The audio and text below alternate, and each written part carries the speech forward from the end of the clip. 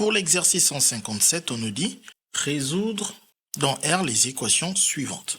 On commence par l'équation de la question A. On voit qu'on a le produit de deux parenthèses égal au produit de deux autres parenthèses. Pour faire apparaître une équation produit nul, il nous faut déjà au moins un égal à 0. Donc on comprend que ce produit de deux parenthèses, nous allons le faire passer du côté gauche de l'égalité pour avoir un 0. Ce qui nous donne alors le produit des deux premières parenthèses, moins le produit des deux autres parenthèses, égal à 0. Et donc ici, on sait qu'il faut factoriser pour faire apparaître une équation produit nul. Et quand on observe nos deux produits, on voit qu'il n'y a pas de facteur commun. Mais en observant de plus près, on voit que dans chaque parenthèse, il y a moyen de commencer une première factorisation. Par exemple, ici, le 6x plus 4. Dans 6 et 4, il y a 2. Le 6x nous donne alors du 2 fois 3x. Et le 4 nous donne du 2 fois 2. 2 est un facteur commun. On peut alors factoriser par ce 2 et obtenir dans la parenthèse 3x plus 2. Donc ici, on a déjà deux facteurs de 3x plus 2. Et ici, pareil, dans cette parenthèse, on voit que 9 et 6 peuvent être décomposés avec 3. Dans 9, il y a 3, dans 6, il y a 3. Le 9, c'est du 3 fois 3 avec le x, donc 3 fois 3x. Et le 6, c'est du 3 fois 2. En factorisant par 3, qui est alors facteur commun, on a 3 facteurs de 3x plus 2. On remplace alors ce 9x plus 6 par 3 facteurs de 3x plus 2. Puis on rajoute le reste. Et maintenant, quand on est là, on voit clairement apparaître notre facteur commun. On écrit ce facteur commun, on ouvre des crochets parce qu'on a déjà des parenthèses dans lesquelles on met le reste des facteurs qui ne sont pas des facteurs communs. Et ensuite, on va enlever les parenthèses à l'intérieur de nos crochets. Pour cela, nous allons alors développer. 2 fois 8x nous fait 16x et 2 fois moins 5 nous fait moins 10. Moins 3 fois 4x fait moins 12x et moins 3 fois plus 1 fait plus 3. Et comme on a enlevé les parenthèses, on n'a plus besoin de mettre des crochets. On met tout simplement des parenthèses. Et ensuite, on réduit les expressions à l'intérieur des parenthèses. Le 16x moins 12x nous donne alors 4x. Et le moins 10 plus 3 nous donne moins 7. Et une fois qu'on est là, on reconnaît notre EPN, c'est-à-dire notre équation produit nul. Et on sait que un produit vaut 0 si et seulement si l'un au moins de ces facteurs vaut 0. Peut-être que c'est le 3x plus 2 qui est égal à 0. Ou peut-être que c'est le facteur 4x moins 7 qui est égal à 0. Pour résoudre, on déplace le plus 2 de l'autre côté pour obtenir moins 2. Puis on divise par 3. De même pour l'autre équation, le moins 7 disparaît côté gauche de l'égalité, et plus 7 apparaît côté droit, 0 plus 7 donne 7. Puis le multiplié par 4 se transforme en divisé par 4. On obtient alors x égale à 7 sur 4. L'ensemble de solutions est alors composé de moins 2 sur 3, 7 quarts. Ensuite, pour la question B, ici, pareil, on veut faire apparaître une équation produit nul. Donc, il faut transformer cette somme sous forme de produit, et pour cela, il faut factoriser. Donc, ici, on voit que on peut avoir 3 dans chacun des trois termes. Dans le 18, dans le 27 et bien évidemment dans le 3 lui-même. Donc, on peut se dire qu'on peut commencer par factoriser par 3 ou même directement par ce moins 3.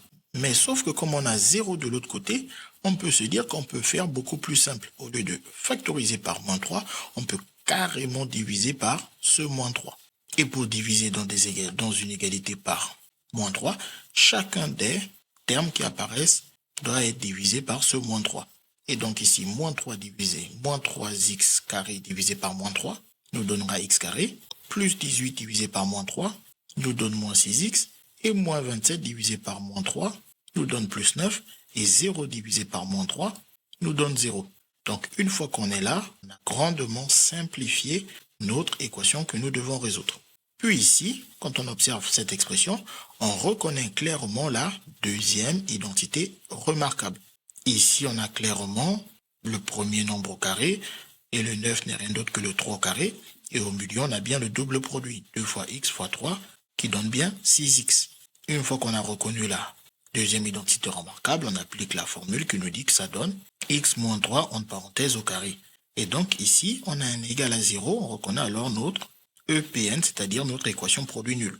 Et donc, on sait que le produit est égal à 0 si et seulement si l'un de ces facteurs vaut 0. Et comme c'est un carré, ça veut donc dire qu'il s'agit du même facteur. Donc on a ce facteur égal à 0, donc c'est-à-dire x moins 3 égale à 0, ou x moins 3 égale à 0, puisque les deux facteurs valent x moins 3. Par conséquent, on a juste que x moins 3 égale à 0.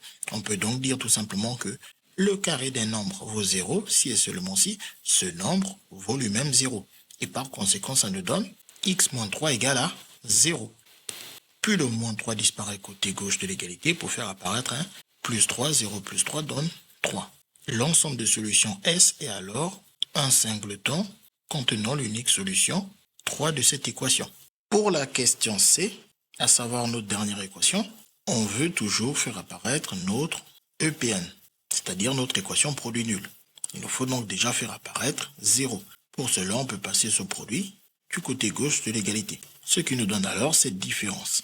Et maintenant, on va chercher à factoriser. Ici, on voit qu'on a un produit de facteurs et donc on pense à chercher un facteur commun. Sauf qu'ici, nous n'avons pas de produit, mais une forme développée qui nous fait clairement penser à la première identité remarquable. On va donc utiliser la première identité remarquable pour factoriser cette somme. En utilisant la première identité remarquable, notre expression peut donc être écrite x carré, et ici, le cap n'est rien d'autre que 2 au carré, et tout au milieu, on a bien le double produit, 2 fois x fois 2 qui fait bien 4x. Et en appliquant la première identité remarquable, on a bien x plus 2 au carré. Une fois qu'on est là, maintenant on voit que le x plus 2 apparaît plusieurs fois. Et le carré n'est rien d'autre qu'un produit d'un nombre par lui-même. On a donc x plus 2, facteur de x plus 2, car le carré dit que le nombre est multiplié par lui-même. Et donc, dans le deuxième produit, on a aussi x plus 2. On voit donc que x plus 2 est un facteur commun à ces deux produits. On écrit alors ce x plus 2, on ouvre des crochets car on a déjà des parenthèses.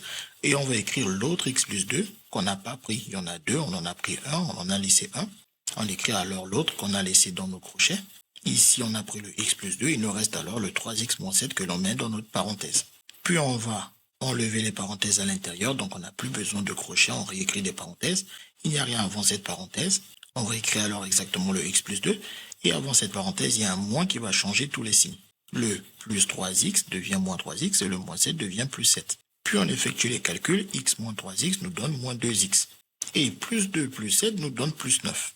On reconnaît alors notre EPN, c'est-à-dire notre équation produit nul. Soit le premier facteur vaut 0, ou soit le deuxième facteur vaut 0. Plus 2 disparaît côté gauche de l'égalité et moins 2 apparaît côté droit. Plus 9 disparaît côté gauche et moins 9 apparaît côté droit. Multiplié par moins 2 disparaît côté gauche et divisé par moins 2 apparaît côté droit. Et en appliquant la règle des signes, on a moins divisé par moins qui nous fait plus. Et on n'écrit pas ce plus, on laisse juste 9 demi. L'ensemble de solutions est alors S égale à moins 2, 9 demi. Que vous pouvez même écrire 4,5, étant donné que ce sera une valeur décimale qui sera précise. C'est-à-dire qu'il n'y aura pas une infinité de chiffres après la virgule. CQFD, ce qu'il fallait découvrir.